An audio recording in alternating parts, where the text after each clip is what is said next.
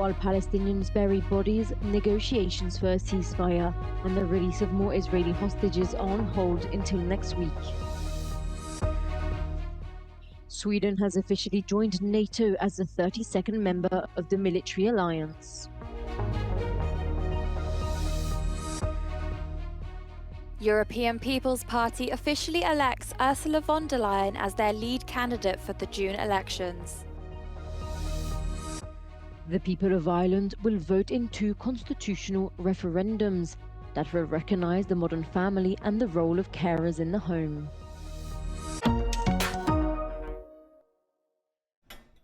While Palestinians bury 43 bodies returned to Rafah by the Israeli authorities in a mass grave, negotiations for a ceasefire and the release of more Israeli hostages are on hold until next week. The announcement put an end to the hope of a truce before Ramadan.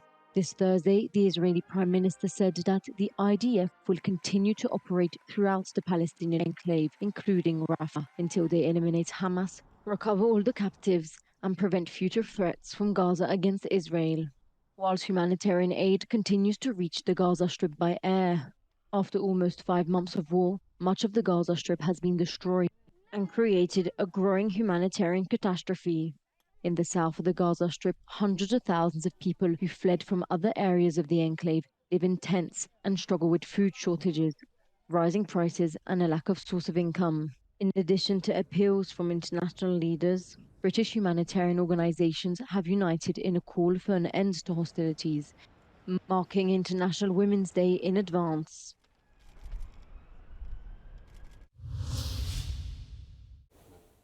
Sweden has formally joined NATO as the 32nd member of the military alliance, ending decades of post-World War II neutrality. Russia will stay a serious threat to the Euro-Atlantic security for the foreseeable future. It was in this light that Sweden applied to join the NATO Defence Alliance. Sweden's membership comes as concerns about Russian aggression in Europe have heightened following Russia's invasion of Ukraine. Sweden and Finland both abandoned long-standing neutrality that was a hallmark of the Nordic states' Cold War foreign policy. The European People's Party has elected the current EU Commission President Ursula von der Leyen as the lead candidate for the June EU elections. Von der Leyen, who has a track record of crisis management during the pandemic and the war in Ukraine, promised stability and security and lashed out at both the far right and the far left. They want to trample on our values and they want to destroy our Europe. And we, the EPP, will never let that happen.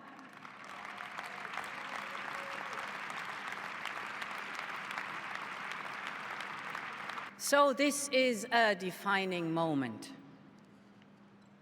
The signal of Bucharest today is that EPP is standing for Europe, strong and secure, peaceful and prosperous, democratic and united. We stand pro-EU, pro-Ukraine, pro-rule of law.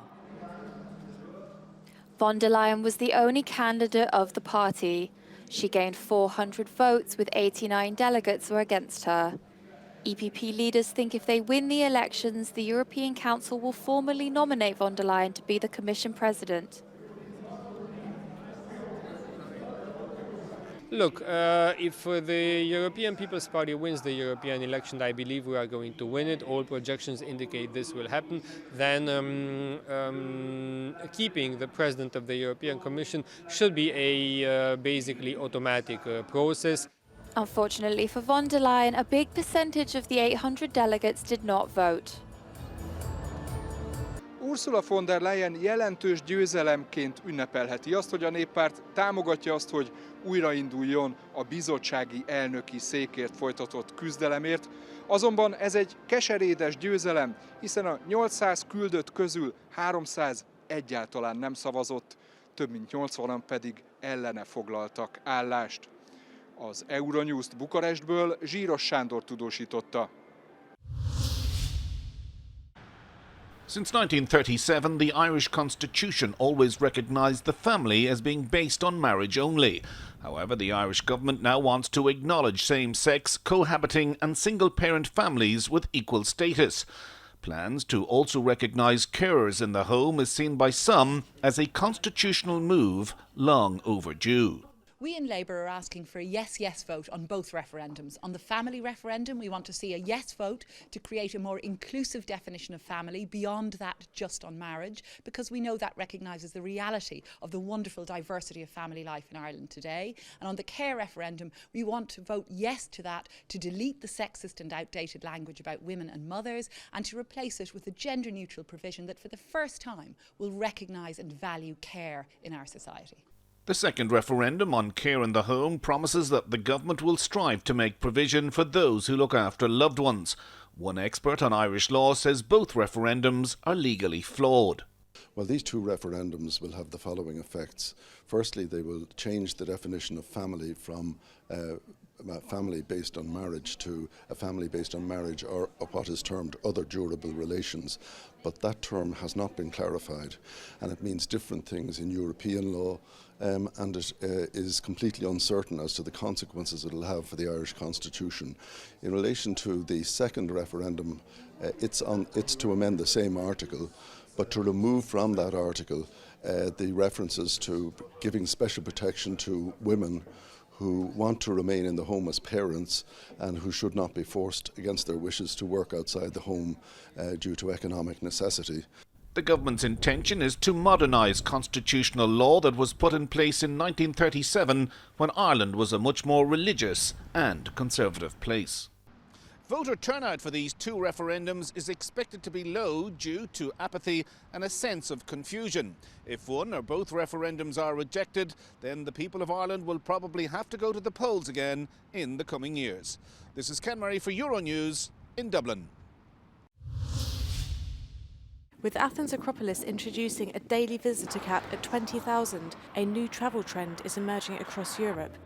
Introducing the destination dupe, where other lesser-known destinations are suggested instead of overcrowded hotspots. Swap Tunis for Santorini, Pula for Rome, Ljubljana for Venice. It's really important to alleviate the pressure on certain destinations, promoting the offering in other destinations which are not so well known internationally. With tourism numbers returning to pre-pandemic levels, countries are welcoming new trends to help stem the flow of visitors who disrupt residents' lives by bringing issues such as high rents and pollution in tow with them. We don't actually even have a mass tourism in Slovenia. Also, we don't have any bigger resorts or everything like that. Overcrowded destinations such as Venice and Amsterdam are hiking tourist taxes in an effort to combat over-tourism. Iceland will also introduce a tax later this year to help the country with its goal to become climate neutral before 2040. C'est vrai qu'à un certain moment, il y a eu peut-être la Tunisie a été perçue en tant que destination de tourisme de masse, de surtourisme. Mais là, ce modèle ou cette image, bien évidemment, elle a été améliorée grâce à un travail, un effort déployé par tous les acteurs de l'écosystème touristique en Tunisie. France plans to launch a €1 million campaign encouraging domestic and foreign tourists to visit destinations off the beaten track instead of the 20% of the country where 80% of visits are concentrated. Destination duping is not only beneficial for residents of overcrowded cities and undiscovered places, but it can also help the environment. With the price of flights soaring, travellers are welcoming this new travel trend that can help them get away for less. Liv Stroud in Berlin for Euronews. Higher quality and cheaper prices of drugs in the EU are challenging the fight against illicit drug markets. This is the main takeaway from an annual analysis on the EU drugs markets. This poses a threat to prevention. A Team for Drugs and Addictions in Belgium, they receive 2,000 calls per year, both from consumers and their relatives worried about possible addictions. Most of them are related to marijuana. In most EU countries, the use of cannabis is illegal, but recently Germany plans to legalize cannabis for recreational use. This move could impact prevention. It will also be way more easier to do like prevention and risk reduction towards the general public, because when a drug is legal, you can do way more than when it's illegal. You can just say, well, it's illegal, so you shouldn't take it, and that's all we can say. When a product is legal, we can like offer, and the government, I mean, can also offer like guidelines and what you should or shouldn't do. There are already some EU countries with more permissive laws. Malta is the only one that has legalized its use, but Luxembourg, Spain, Portugal or the Netherlands allow or tolerate private use. The EU drugs market is worth a total of 31 billion euros. Cannabis is the drug with the biggest share. It accounts for the 39% of the total and 12.1 billion euros. Followed closely by cocaine, with a 37% of the total and 12.6 billion euros. Now on the rise due to the availability of cheaper cocaine. Since there are more drugs, drug dealers have to fight for their share of the market. This can be dangerous for citizens. The increase in drug-related violence is general everywhere in Europe. Certainly, there is a huge pressure on the different actors of the illicit drug market, and this violence has partly been boosted by the huge increase in the availability of cocaine on the drug market in the recent years, even if the drug-related violence started slowly but surely 10-15 years ago around the cannabis market in Europe. This is the case in Belgium. In the past months, drug violence has increased. In the month of February, there were around 10 shootings in Belgium, one of them with a fatal victim.